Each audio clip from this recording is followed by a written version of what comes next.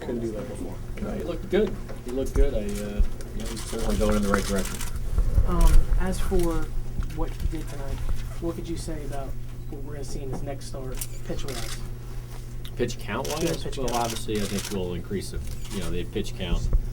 Higher will approach. I think he finished tonight with close to somewhere 85 range. So we have a chance to jump him up to 100. His next outing, but he still, I think, needs. He's going to need more time. I think as he continues to build strength and endurance and things of that nature. So, he's going to have at least a few more to go before we start considering anything. What are some of the positive things that you saw from him tonight? Mechanically is good, and he's healthy, and he's getting his work in.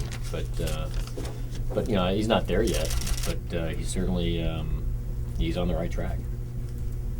Brian, with the injury to Pineda, does Andy's progress become even more demanding, to become more what you need?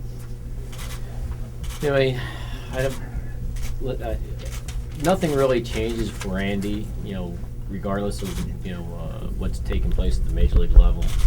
Andy's got to, he's got to go through the right motions, which is there's a little unknown there, given the fact that his age, being a full year off.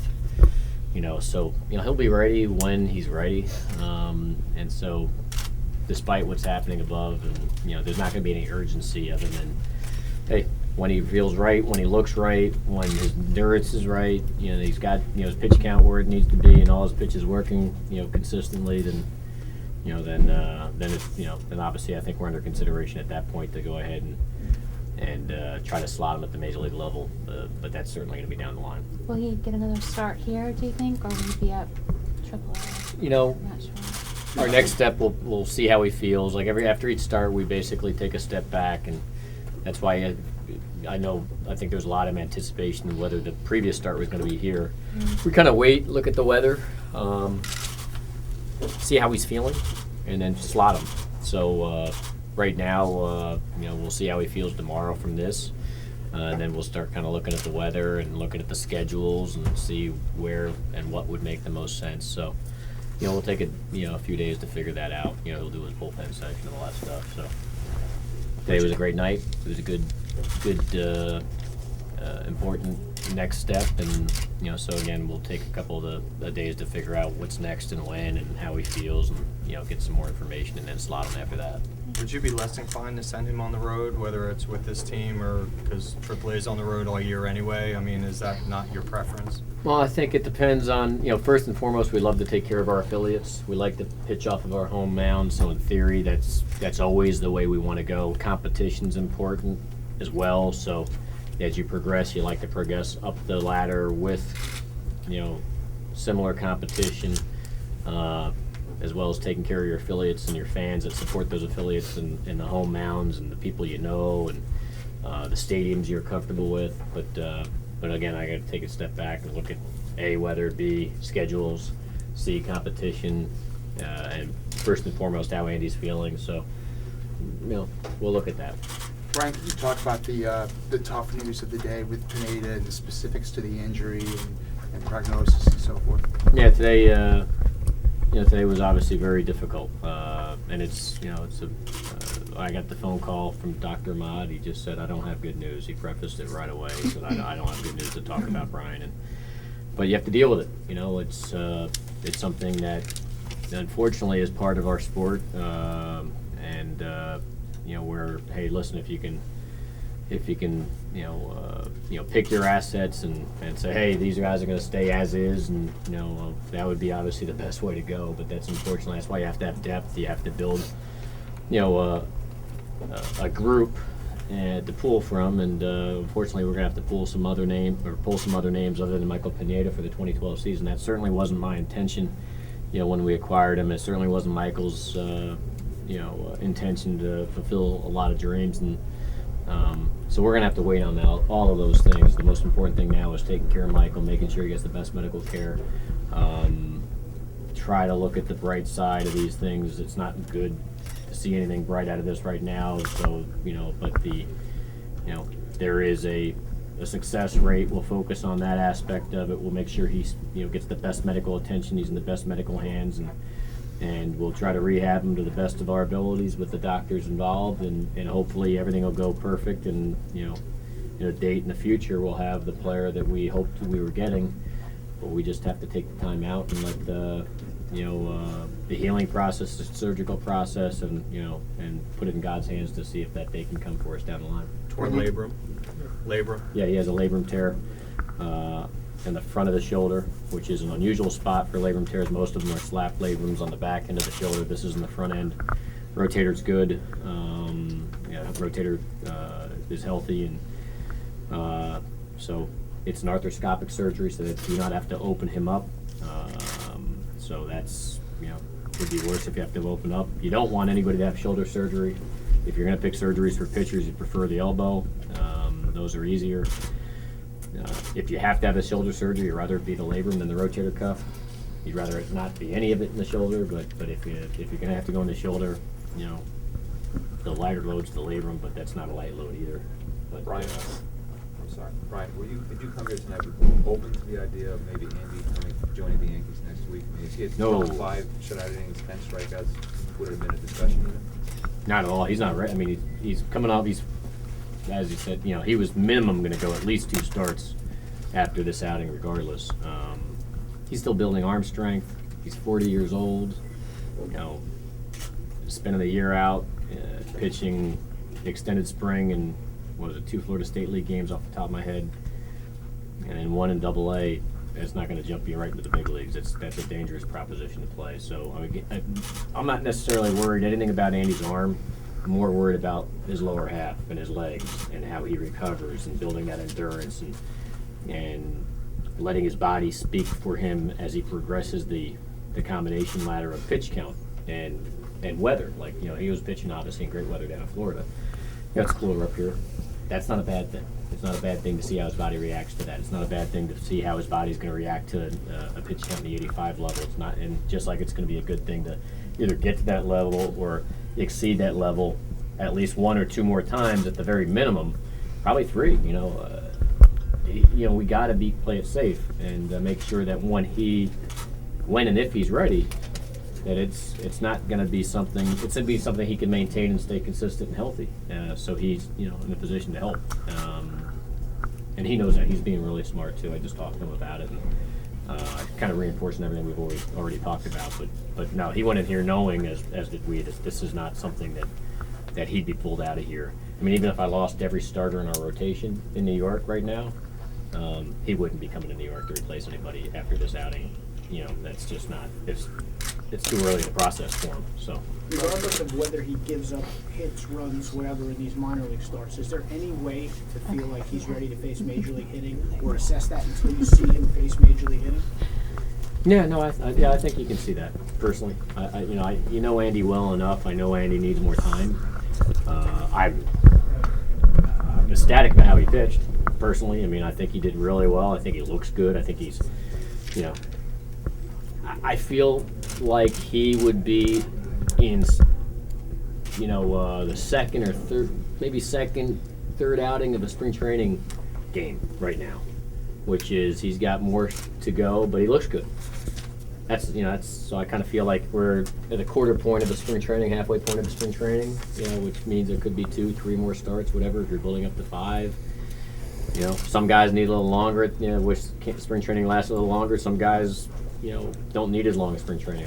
I feel like he's somewhere, out of the quarter point to the halfway point of the spring training right now. And it doesn't change your timetable, but does it up the urgency a little bit that he's able to contribute this year, now that with all things considered? No, I mean, I think again, when you're dealing with whether it's players coming back from an injury or players, that you're preparing, their schedule is paramount, not whatever's happening with the big clubs. So it's, again, we have to get Andy ready, and so he can help us, rather than we need you to help us before you're ready. I got to put him. We have to put him in a position to help us. I believe he's going to. I really do. I think that we can disrupt that process of the ultimate goal of him helping us if we pull him too quick. In terms of his schedule, will the period that he testified, is that going to change when you call him up at all, or affect when you call him up? Since I have no knowledge, I can't really speak to it, so it's one of those things where, hey, if that's an issue, you adjust on the run, and, if it's not an issue, you just keep going as scheduled.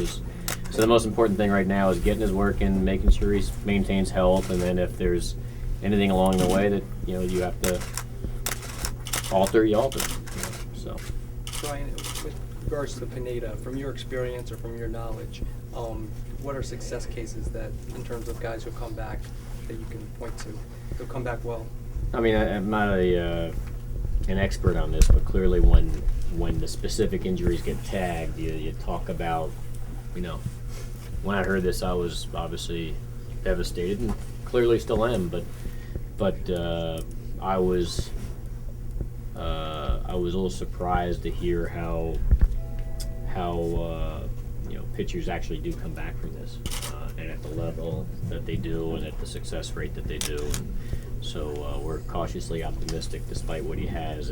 At least this is something that is correctable by surgery and has, a very, very high success rate. And that was something that was learned by me today. Because if you asked me in March, I think I told everybody when the MRI came back clean in March, that just said, I spent the night. They said, "What you felt like?" I said, "Well, I went to bed. I had visions of labrums and rotator cuffs dancing in my head, and that's not what you want to think about." Well, now, we're at the end of April, and we're dealing with a significant labrum tear. So now you get more information, and with two real high-end doctors, and Chris Ahmad and David Alchek, and when they both tell you that, hey, guys come back from this, and most guys come back from this, and most guys come back from this at the same level, and this stuff is repairable with surgery. It's not like the rotator cuff, and they start talking like that, you start to grab onto hope and silver linings anywhere you can get when you're in this circumstance. Guys, I'll take a couple more if there are any. Brian, last season, second half of last season, Pineda did suffer drop-off in velocity. His numbers were not there. Was there anything about that concerned you at the time of the trade? Yeah, it's a good question, because there's a myth about that. The whole second half, his first half and second half statistical numbers were almost identical, if not an improvement on the second half. The ERA can be misleading, but strikeouts per nine and walks per nine, I'm almost positive, or maybe even increased and improved in the second half. Velocity was the same in the second half, outside of his last start. So we talked about this in spring training, but there gets to be a momentum of misinformation, and so so I'm glad you asked that, because the second half, his last start, where I think it was maybe a 3-week or somewhere around there time frame between starts, because they were limiting his innings. So his last start of the season was the significant drop off in velocity, where he was topping out, I think, at 91. That was noted. We recognized that, but that was in our mind understandable, given the fact that he was down for 3 weeks between starts. So again, fast forward, we had full access to all medicals. We had a full physical on the guy that included x-rays and MRIs of both the elbows and the shoulder. He never had any complaints in his career with the Mariners with the shoulder, and never had any tests on the shoulder, as confirmed with the medical information we received, as well as the player himself saying he never had any issues, never had any tests, never had any complaints. The only thing I can tell you is, obviously, as you all know, because you lived through it, that we're covering some spring training, from the games of spring training through the end of March, the velocity wasn't what it had been, in years prior. But no pain, no complaints, up until the last start of the spring. And we asked him the entire spring, and I think most of the media corps asked the same questions that we were asking. We asked, maybe we had the opportunity to ask more detail, like, hey, you got to be honest with us. Wasn't until that last start where there was any complaint or a problem. And then the last, in his rehab game, we believe that this injury, became significant, because now the doctor told me if we did an MRI today, this would show. It's a significant tear that previous MRIs had nothing on, but if you did a regular MRI, now it would show. So in that last game, I believe the last pitch is when he felt something and walked off after the first inning. That's where an episode occurred. That's the belief, and the dye contrast MRI showed that, but it's such a significant tear. The doctor said we just did a regular MRI today; it would show that. So You think, Brian, in retrospect, he may have been just trying to pump up his radar numbers to satisfy you, to satisfy his questions, and may have inadvertently or not injured himself or it's hard to made say. it worse? It's hard to say. I think there's a lot of. It's going to be questions that I don't think anybody can pinpoint or answer. Again, he tested out his physical resistance testing with our orthopedic the week before this happened and leading up to his bullpens, and everything was going great. His MRIs were clean. The problems he was trying to overcome were in the back of the shoulder where there was area of weakness. The labrum tear that he's now got is in the front of the shoulder. So, it's one of those things where I don't think, and I'm not even a doctor, but from a medical standpoint, I just don't have answers. Clearly, he was struggling and dealing with stuff that, then it declared itself on Saturday in the extended spring game at the very, very most. So. Cash, do you talk Nice to one, guys. Jack? He said that he didn't know anything. You said it's not Seattle's fault at all. Have you talked to them at all in terms of asking them questions in terms of the same questions you asked Michael? Of was there any history, or and when you have to make a trade, how does that work? When we acquired the player, and I'm thankful for this. I'm thankful for this for the Seattle Mariners as well as for ourselves. We're in a position to explain this properly because the trade was contingent on physicals, so that involves a full disclosure of all medical records and all medical histories. We got all that, as they got all that from us, plus hands-on physical exam. So Michael Pineda was flown to New York, evaluated by our doctor in the fullest extent from an internist side, which means blood work and all those things, as well as from an orthopedic side. He underwent X-rays and MRIs of the elbow and shoulder, completely clean. That we acquired a healthy player from the Seattle Mariners, so there really shouldn't be any speculation where Seattle's concerned. That would be unfair and really a waste of their time, even though I know that Jack has received a number of calls today, and as a professional, he's, I'm sure, taken those calls, and I've seen that he's answered it and stuff like that, but this is a New York issue that we need to focus on. Unfortunately, the circumstances occurred here on the front end of our acquisition, and we'll deal with it, and we'll get him healthy. He'll pitch for us, and we hope that he'll be the player that we acquired and that I pursued and acquired, and it's just not going to happen for us in 2012. So we'll just, as I said, we'll do everything we possibly can to help Michael get back to the level he was at, and it's just going to take some time, and the Yankee fans, I hope, will benefit from his acquisition, in the future. It won't be in the present. So. Thanks, Cash. You got it. Thanks, everybody. Thanks, Brian. Take care.